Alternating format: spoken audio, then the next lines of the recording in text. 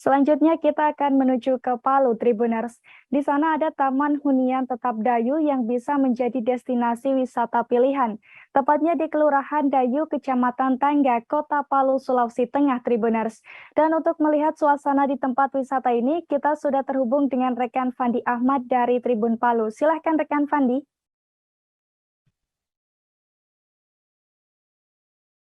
Ya, baik. Dapat kami laporkan bahwa hunian tetap atau Huntap Duyuk, Kecamatan Tatangan, Kota Palu, sebenarnya ini merupakan kompleks perumahan yang dibangun bagi korban gempa, tsunami, dan likuifaksi pada 2018. Namun seiring berjalannya waktu, kawasan Huntap Duyuk beberapa waktu terakhir telah menjadi objek wisata baru bagi masyarakat. Di mana pantauan kami, kebanyakan warga ini berkunjung untuk melakukan olahraga ataupun sekedar nongkrong menikmati waktu sore. Huntap Duyuk ini berdiri di atas lahan seluas 36 hektar, tepat di bawah kaki pegunungan.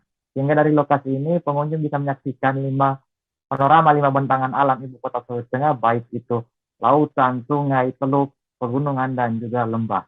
Selain panorama dan juga panorama alam yang bisa dinikmati, ramainya pengunjung ini juga kemudian dimanfaatkan oleh sejumlah pedagang yang menjajakan aneka kuliner, baik makanan tradisional maupun khas kekinian.